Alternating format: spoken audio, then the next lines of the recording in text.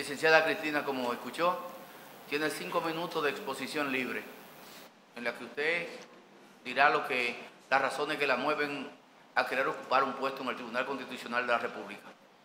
Concluidos los 5 minutos, si no ha terminado de esbozar su idea, se puede tomar unos 2 minutos adicionales para que la complete. Gracias.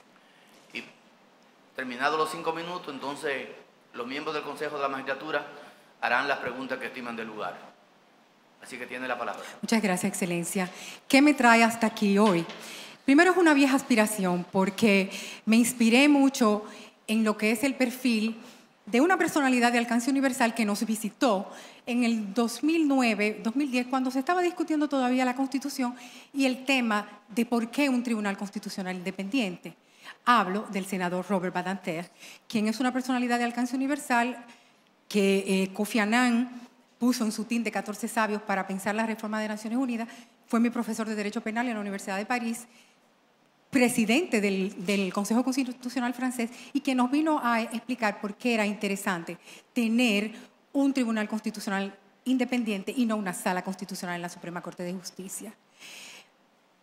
Yo tengo 3 fortalezas que voy a compartir con ustedes y que me permiten aspirar a este puesto. Y lo que yo voy a tratar es de seducirlos intelectualmente para que ustedes adopten el proyecto Cristina Aguiar, juez constitucional. Primero, es mi formación académica. Tengo una formación académica muy sólida. Yo estudié en Francia y hice todo el recorrido de mis estudios en Francia. Yo no estudié Derecho en República Dominicana, yo estudié Derecho en Francia. Y aunado a eso, tengo además, en segundo lugar, una experiencia interesante, porque es una experiencia tridimensional.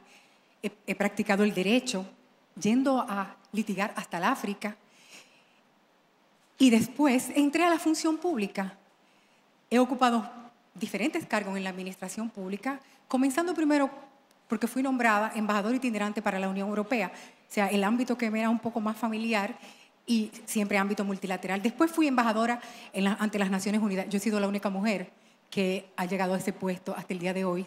Y lo digo con mucho orgullo, al mismo tiempo que con mucha humildad, porque fue un reto y yo creo que llené el reto muy bien. Traje cosas concretas para la República Dominicana. Tuve el privilegio de impulsar la resolución que declara el 25 de noviembre, Día Internacional para la Erradicación de la Violencia contra la Mujer. Y yo nunca pensé que esa iniciativa que yo había consultado con la vicecanciller en ese entonces, que la señora Minú Tavares Mirabal, iba a tener una repercusión tan amplia. Me mandaron a Roma como delegada también por ser embajadora representante permanente en Nueva York, a la conferencia de plenipotenciarios para el establecimiento de la Corte Penal Internacional, y ahí, a nombre de República Dominicana, depositamos también una propuesta de preámbulo para el tratado que consigna importantes principios del derecho penal internacional. O sea, se me han confiado funciones y yo he traído logros para la República Dominicana, o sea, cumplimiento, porque para mí hay una línea conductora en todo esto y es el servicio. Si no, yo no hubiera entrado a la función pública. Y por otro lado tengo la experiencia universitaria. Estoy enseñando desde el 1992. Enseñé en Francia, he ido a enseñar al África, y en África, en Burkina Faso, en varias ocasiones, mis estudiantes hablaron español para hacerme agradable. Entonces, cuando uno tiene todo eso, la experiencia en las aulas, que es una formidable conexión con la sociedad, con el recorrido en el mundo diplomático, en el ámbito multilateral, las negociaciones, la alta política internacional. Y usted sabe, presidente, en este momento todos sabemos, ¿verdad?, la importancia que tiene el ámbito internacional. Cuando uno aúna todo eso, yo tengo la convicción que tengo algo que dar en el Tribunal Constitucional. Tengo algo que aportar concreto. Y además, para mí lo más importante, y que eso yo lo traigo delante de ustedes y lo pongo a su disposición, es mi buena imagen pública, la buena recepción que tiene mi trayectoria en la sociedad dominicana. En el expediente que consta delante de ustedes hay innumerables artículos de periódico, y no pusimos todo porque hubiera sido ya una cosa un poco grosera, de las veces que yo venía a dar conferencias, aunque yo no vivía aquí, mi vinculación permanente con el mundo profesional dominicano y el mundo de los negocios, porque hay muchos de esos recortes de las conferencias que yo di en la Cámara de Comercio de Santo Domingo, etcétera, sobre los arbitrajes. Entonces, esa buena imagen esa buena percepción que tiene la sociedad dominicana de mí, me confortan en la idea de que yo puedo ser un buen prospecto para el Tribunal Constitucional. He trabajado mucho el tema de género cuando estaba en Naciones Unidas. La resolución es solamente un pequeño pincelada del trabajo que se pudo realizar. Doña Gladys Gutiérrez, de bendita memoria, me ayudó mucho porque me tomó cariño y juntas trabajamos mucho esos temas. Yo estoy comprometida con el tema de la mujer, por supuesto, y creo firmemente que la mujer, que es la mitad de la población y madre de la otra mitad, merece justamente ese trato de mitad y de madre de más de la mitad, de la otra mitad, en todos los aspectos de la sociedad. Pero además, en lo que respecta al juez constitucional mismo. Ya, 2 minuticos. Tiene 2 minutos para... No, ya estoy terminando, presidente. Es una frase final, porque ya yo lo dije, lo esencial. Es que, como ya tengo la madurez suficiente después de un recorrido profesional como el que yo he hecho, de saber que el juez constitucional es un juez que debe ser facilitador, que es un juez que no viene a cambiar sistemas ni a hacer revoluciones personales, sino que viene a ser un poco el director de orquesta para que una partitura maravillosa, majestuosa, como es la Constitución, se ejecute armoniosamente y en beneficio de todos. Muchas gracias. Gracias a usted. Vamos a la tanda de preguntas. ¿Quién quiere la palabra? Josefa quiere la palabra. Sí. Buenos días.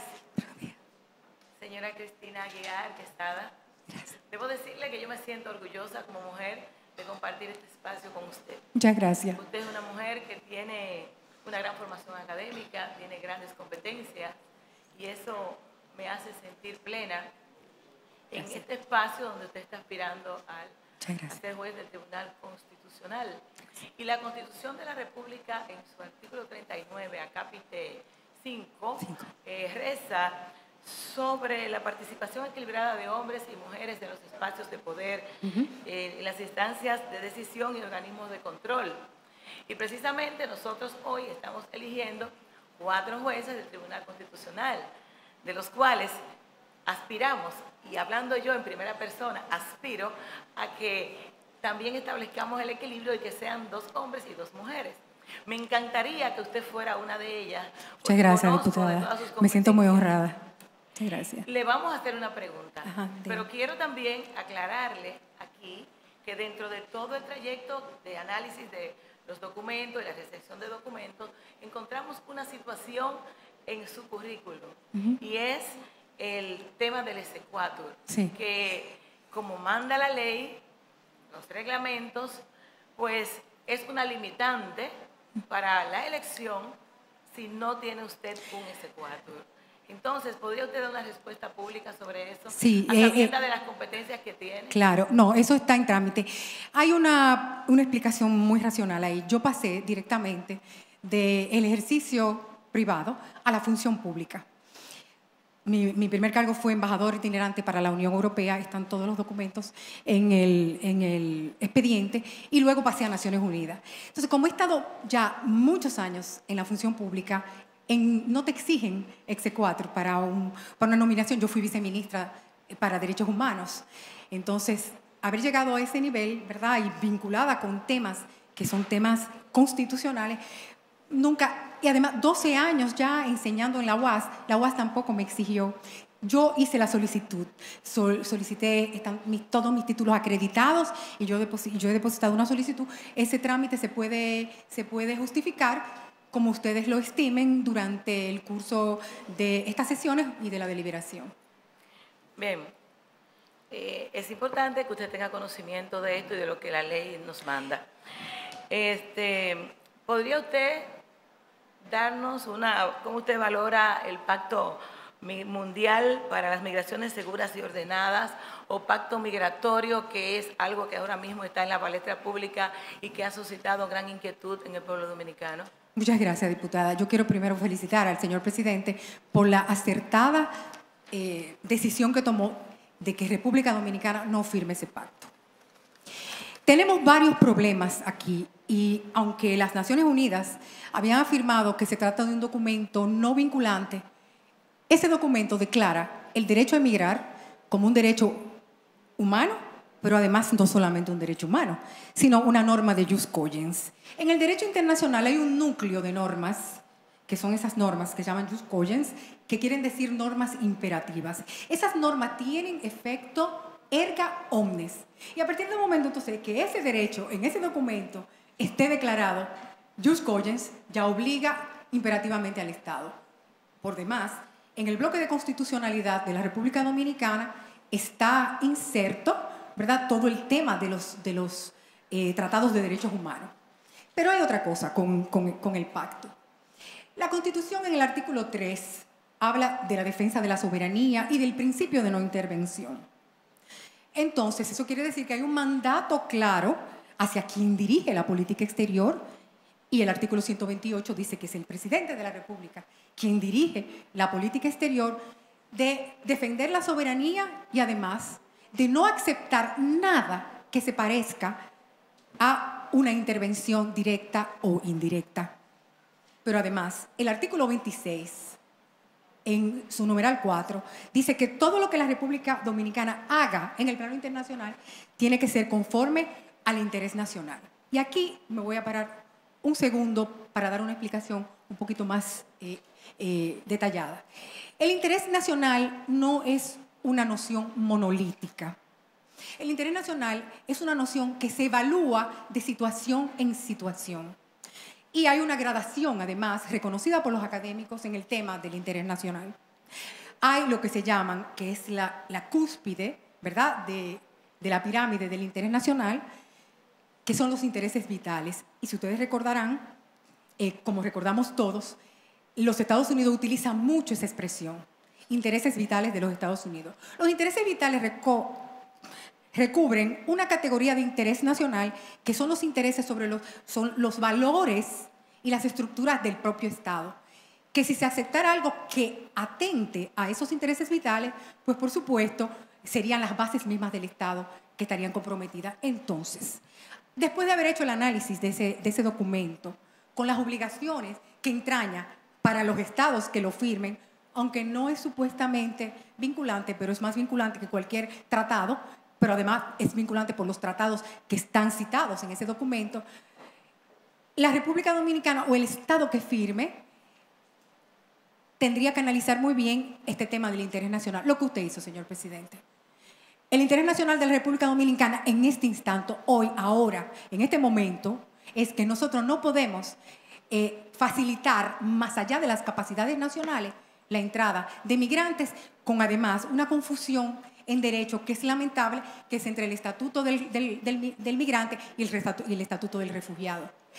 Dentro del texto también nos colaron, así, en las élites globales, como dice Zygmunt Bauman, un filósofo extraordinario en la vida líquida, dice que esas élites globales están decidiendo lo que nosotros tenemos que hacer y lo que nosotros tenemos que aceptar. Nos colaron el tema de la patria. Y así colaron una serie de cosas que se convertían verdaderamente en una trampa, y como la famosa película americana aquella, Catch-22, la trampa sutil.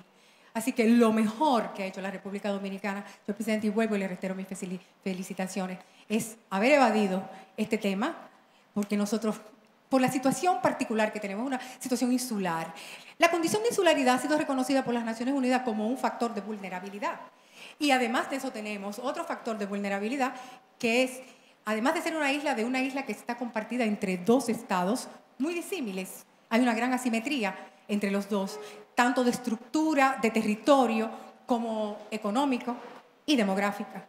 Entonces, por consiguiente, en función, y uno de los primeros elementos para la elaboración de una política exterior, de los elementos técnicos, esta es una materia que yo enseñé millones de años en París, el primer elemento para elaborar una política exterior y conservar los dos objetivos clásicos de la política exterior, que son primero la seguridad del territorio y segundo el bienestar de la población, es la situación nacional.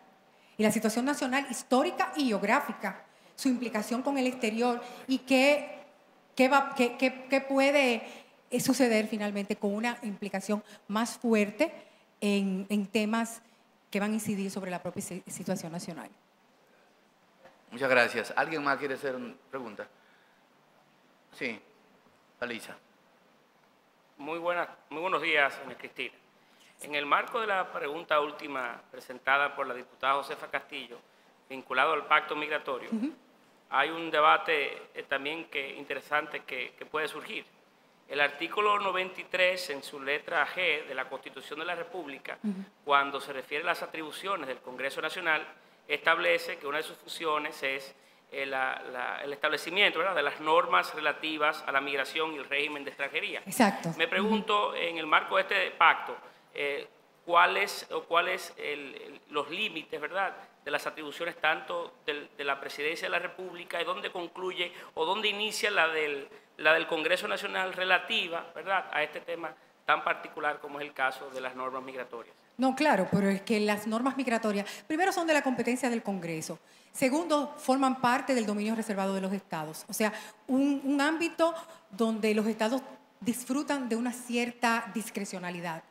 Pero el pacto, al poner finalmente el manejo de las migraciones globales en manos de Naciones Unidas, consiste finalmente en una delegación de soberanía muy importante y que afecta no solamente el Poder Ejecutivo, sino que afecta también los otros poderes del Estado y específicamente al Congreso Nacional, que tiene una reserva de ley en esa materia.